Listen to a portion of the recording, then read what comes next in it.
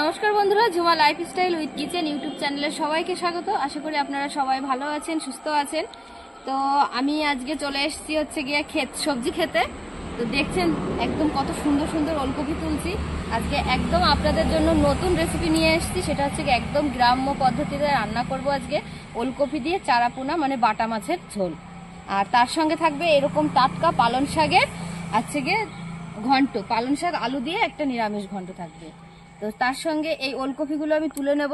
তো দেখুন আমাদের বাগানে কেমন ওলকপি হয়েছে, এই দেখুন এরকম টাটকা টাটকা ওলকপি তুলে খেতে যে কি মজা বন্ধুরা, আর তাজা মাছের সঙ্গে দারুণ লাগে।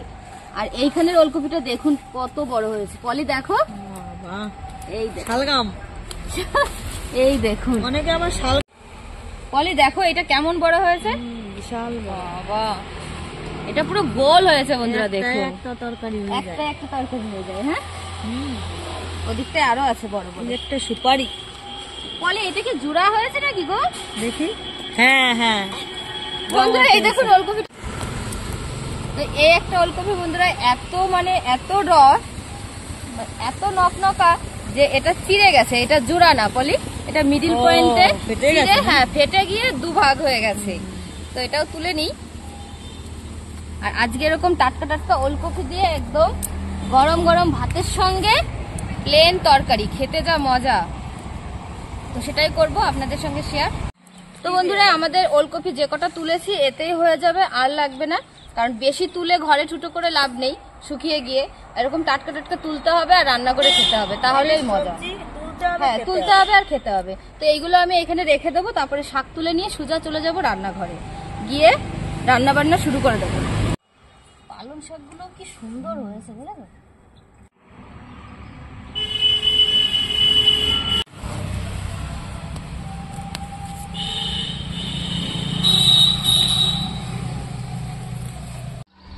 বলি বসো। তো আমরা রান্নাঘরে চলে এসেছি, এখন সব কাটাকাটি শুরু হয়ে যাবে। মাছ কাটবে কে? পলিকে। মাছ কাটার দায়িত্ব পলিকে দিয়ে দিচ্ছি। এই দেখুন, এই যে হচ্ছে গিয়ে একদম টাটকা ছোট ছোট বাটা মাছ।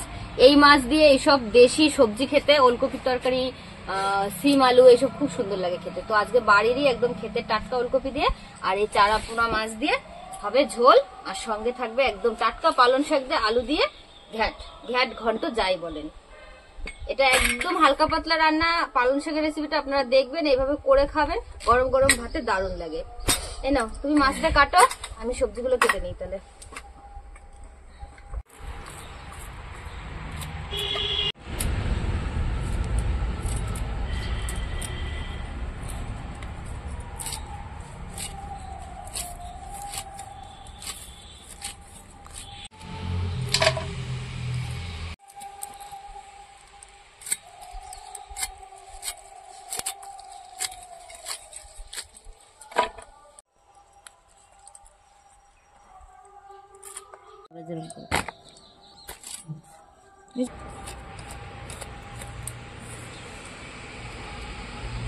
আমার কথাই বলতেছি।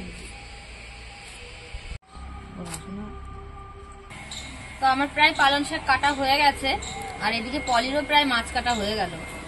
ননদ আর বৌদি আজকে পাল্লা দিয়েছি কার আগে হয়, সবজি কাটা আগে হয় না মাছ কাটা আগে হয়। তো পালং শাক কাটাটা হয়ে গেছে, আর এখন আমি ওলকপি আর তার সঙ্গে আলু কেটে নেব দুটোরই, পালং শাকের আর ওলকপির সঙ্গে যে আলুটা দেবো সেটাও আমি কেটে নেব।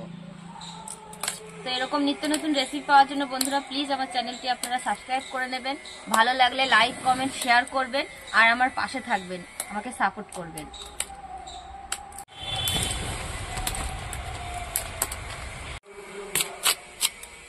দেখুন কেমন সুন্দর নকনকা, পুরো দারুণ ওলকপি বলি। এগুলো অনেক বড় হবে, এইভাবে সরু সরু করে কেটে নেব।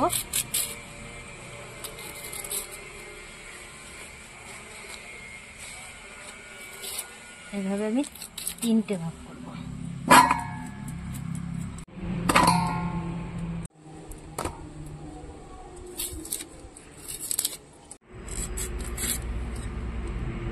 তরকারি আলুগুলো আমি এরকম করে কেটে নেব। যেহেতু নতুন আলু তাই আমার খোসা ছাড়ানো লাগলো না, এইভাবে লম্বা লম্বা করে কেটে দেবো। পলির মাছ কাটা হয়ে গেছে, ও তো মাছ নিয়ে চলে গেছে ধুতে। আর আমি এখন এই সব সবজিগুলো নিয়ে যাব, আর হচ্ছে গিয়ে শাকটা নিয়ে গিয়ে সব ধুয়ে টুয়ে নিয়ে চলে আসছি রান্নাঘরে, তারপরে রান্না চাপিয়ে দেবো। সবকিছু গুছিয়ে নিয়ে বসে গেছি রান্না করতে। এখন মাছটা প্রথমে ভেজে নেব, তার জন্য হলুদ লবণ দিয়ে মাছটা আমি মাখিয়ে নেব।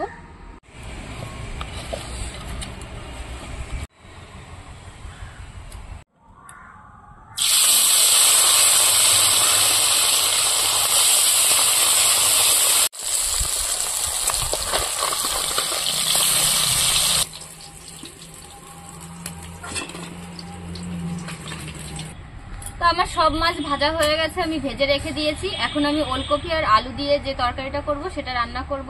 তার জন্য আমার একটু ভাজা জিরে লাগবে, জিরেটা আমি হালকা ভেজে তুলে রাখবো। তো এখানে আমি একটুখানি জিরে ভেজে তুলে রেখে দিয়েছি, এটা আমি উনুনের উপরে রাখবো, তাহলে জিরেটা গরম থাকবে। পরে আমার এই হাতা দিয়েই আমি জিরেটা আজকে বেটে নেবো, আজকে শিল নোড়া কিছুই আমি কাজে লাগাবো না। তো এখন আমি দিয়ে দেবো প্রথমে আলুগুলো।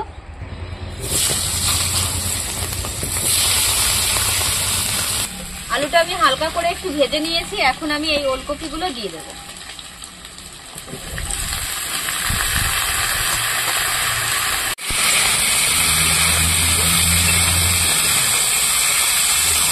ওলকপি ভাজার সময় দিয়ে দেবো স্বাদ অনুযায়ী লবণ। লবণটা আমি একটু কম দেবো, পরে আবার একটু ঢেলে দেবো। এখন যাতে একটু সিদ্ধ হয় তার জন্য দিলাম। আর দিয়ে দেবো একটু হলুদ। ভাজার সময় বেশি লবণ দিলে ওলকপি বা পেঁপে লাউ এইসব তরকারিতে প্রথমে অল্প করে লবণ দিতে হয়, পরে ঢেলে দিলে ভালো হয়। বেশি লবণটা সবজির মধ্যে চলে গেলে খেতে ভালো লাগে না। এবার আমি একটু দিয়ে দেবো চাপা।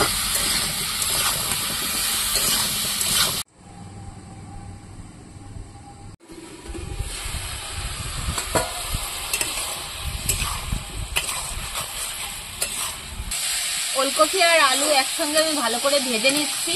তো যে জলটা বেরিয়েছিল সেটা টেনে গেছে, এখন আর একটু ভেজে নেব। তো ভাজা ভাজা করার সময় আমি দিয়ে দেবো একটুখানি চিনি, সামান্য,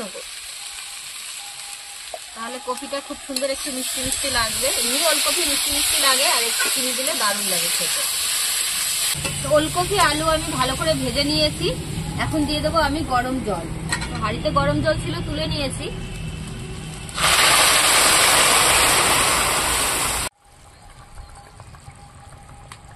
তরকারিতে জল দেওয়ার পরে ভালো করে ফুটিয়ে নিয়েছি, এখন দিয়ে দেবো আমি লঙ্কা আর মাছ একসঙ্গে।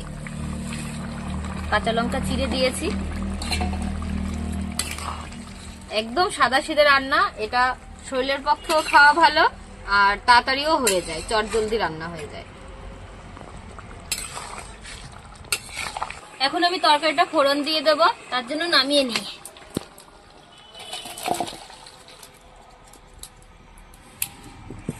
ফোড়নে দিয়ে দেবো তেজপাতা আর সামান্য পরিমাণে রাঁধুনি আর গোটা জিরে।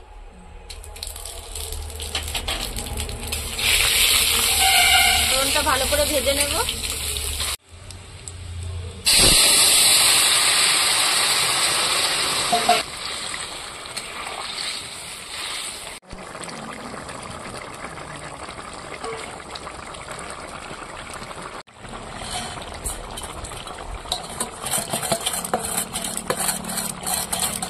তো জিরেটা দেখুন আমি এখানে হাতা দিয়েই কি সুন্দর একদম বাটার মতো করে নিয়েছি। তো এখন একটুখানি ঝোল তুলে দেব, দিয়ে এটা আমি মিশিয়ে নেব। আমাদের মা, শাশুড়ি মা সবাই কিন্তু এরকমই সিম্পল রান্নাই করতো, আর আমরাও এখন এটাই শিখেছি। তো এইভাবে করে খাবে, দারুণ লাগে। সবসময় তো বাটা মশলা দিয়ে খাই, তো এরকম প্লেন তরকারি খেতেও মাঝে মাঝে খুব ভালো লাগে। তরকারি রান্না আমার হয়ে গেছে। তো তরকারিতে বলেছিলাম আমি ঝোলে একটু লবণ দেবো, তো নামানোর আগে এখন আমি লবণটা দিয়ে দেবো।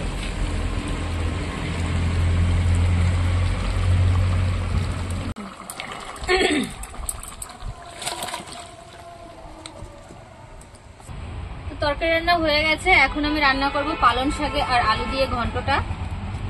তো আপনারা এটা ঘ্যাটও বলতে পারেন। আর প্রথমে আমি তেল দিয়ে দেবো,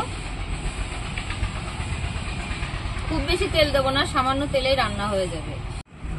পালং শাক আর আলুর এই রেসিপিটা রান্না করতে তেমন বেশি কোনো মশলাই লাগে না বন্ধুরা। এতে লাগবে শুধু সামান্য তেজপাতা, গোটা শুকনো লঙ্কা, আর লাগবে কিছুটা রাঁধুনি।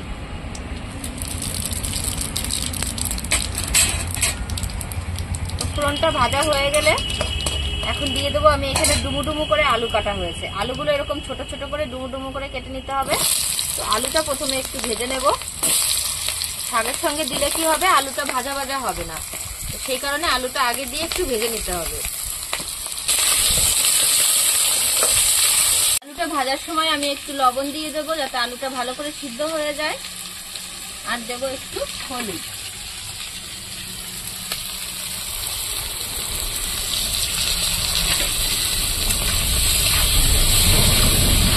আলুটা আমি ভেজে নিয়েছি সুন্দর করে।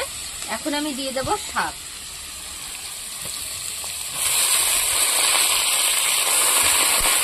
একটু নাড়িয়ে নেবো, একটু কমে গেলে পরে তারপরে বাদ বাকি শাকটা আবার দিয়ে দেবো।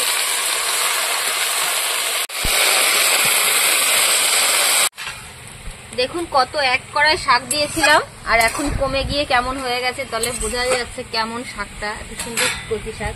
তো শাকের মধ্যেও আমি আরেকটু লবণ দিয়ে দেবো, খুব বেশি দেব না, আগে দেওয়া আছে। আর এখন দিয়ে দেবো আরেকটু হলুদ। শাকটা যাতে একটু মিষ্টি মিষ্টি লাগে খেতে, সেই কারণে দিয়ে দেবো একটু চিনি। পালং শাকে একটু চিনি দিলে খেতে ভালো লাগে।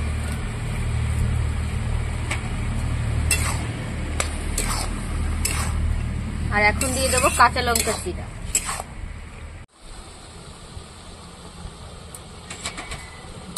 এবার আমি চাপা দিয়ে দেবো, 2-3 মিনিটের জন্য চাপা দিয়ে দেবো যাতে শাকটা আর আলুটা সুন্দরভাবে গলে যায়।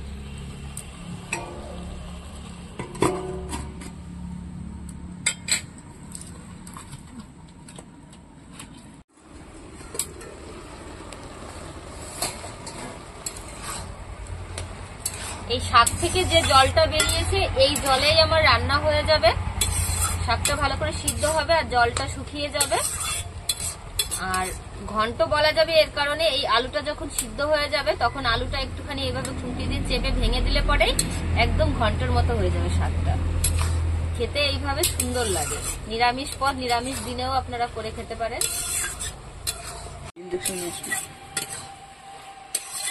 তো দেখুন শাকের জলটাও পুরো টেনে গেছে, হালকা হালকা আছে, এটুকু টেনে গেলে আমার তখন রান্না হয়ে যাবে। এখন আমি এই খুন্তি দিয়ে আলুটা একটু চেপে ভেঙে দেব যাতে আঠা আঠা ভাবটা চলে আসে। এই মেনুটাতে আর চালের গুঁড়ো বা আটা আমাদের দিতে লাগে না, আলুতেই হয়ে যায়।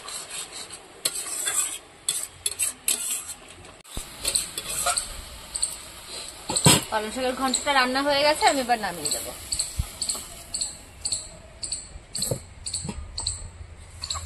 তো এখন খেয়ে বলবে কেমন হয়েছে। আজকে মাওয়াইমাকে বলেছি, মাওয়াইমা খেয়ে তুমি বলবা কেমন হয়েছে। মাওয়াইমা এলেই খেতে দেবে, আসছি আপনাদের সঙ্গে। তো বন্ধুরা খাবার দাবার সব রেডি হয়ে গেছে, মাওয়াইমাও চলে এসছে। তো এখন দিয়ে দেবো খেতে। প্রথমে দিয়ে দিই পালং শাকটা, পালং শাকের ঘন্ট মাওয়াইমা আলু দিয়ে। খুব সুন্দর সেন্ট বেরিয়েছে, খুব ভালো হয়েছে। পালং শাকের ই তো ঘ্যাট দাদা বেরিয়া, সুন্দর ঘ্যাট হয়েছে। এরকম দেখেই খাতে ইচ্ছে করতেছে, কিন্তু সবাই এরকম করে খাবার। দেখো তো কেমন টেস্ট হয়েছে, খুব সুন্দর, দেখতেও সুন্দর হয়েছে আর খাতেও ভালো লাগবে না দাদা ভাই রে। সবাই খাবা এই পালং শাক দিয়া আলু দিয়া। আমার মা এই রান্না করছে। এখন আমি বয়স হয়ে গেছে না, বয়স হয়ে গেছে দেখিয়া আমি ভালো করে বলতে পারি না। এই জন্য মানে আমার বৌমাকে আমি মা বলি, মা না বললে পরে আমি বলতে পারি না বৌমা। আজকে তো বৌমাই বলে না, মাই বলে।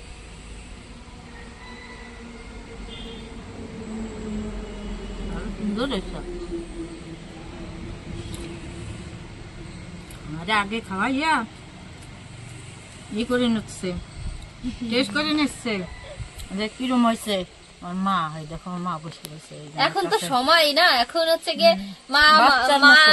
মায়েরই খাওয়ার সময় আগে, মা তো আমাদের খাইয়েছে, এখন তোমরা খাবা বাচ্চার তারপরে মতন আমরা পালন খাবো। করে এরকম সবাই, দাদা ভাইরা সবাই বয়সে গেলে পরে সবাই এরকম পালন করো, যে বয়সে গেলে তাকে কোনো খায় না, তারা বাচ্চার মতো তাকে এরকম যত্ন করো। এই দেখো আমার কিভাবে আগে খাবার দিচ্ছে, যে বাচ্চার মতন আগে আমার কি দিয়ে পাইছে, ওই জন্য আগে খাতির দিচ্ছে আমার। তো মাকে আমি তরকারিটাও দিয়ে দিই, তরকারি খেয়েও বলুক কেমন রান্না হয়েছে। আজকে একদম সাদাসিধে খাবার, আর এই সাদাসিধে রান্নাটা বাড়ির সব বড়রাই সবাই পছন্দ করে। মামা ওই বাড়ি ওলকপি হয়েছে না, মা লাগিয়েছে, ওইগুলো দিয়ে রান্না করেছি। এই তো অনেক বয়স হয়ে গেছে তো দাদা বেরিয়া, এই জন্য মা বোঝে যে বাচ্চাকে কি দিলে ভালো খাতে পারে, কি হলে পেট ভরে সেটা খাতে পারে, এইভাবে আমাকে যত্ন করে। তো দাদা ভাইরা সবাই ওরকম যত্ন করো বয়স হয়ে গেলে পরে, তাহলে সবার মনটা খুশি, তোমাকেও ভালো, তোমরাও ভালো থাকবা, আমাকে মনটাও ভালো লাগবে। দেখুন আমার দিদিমা ফুলকপি লাগাইছে, সেই তরকারি রান্না করে দিছে দেশি মাছ দিয়া, বাটা মাছ, আমি দেশি মাছই বাটা মাছ, খুব সুন্দর হয়েছে। এরকম ভালোবাসি, এরকমই রান্না করছে।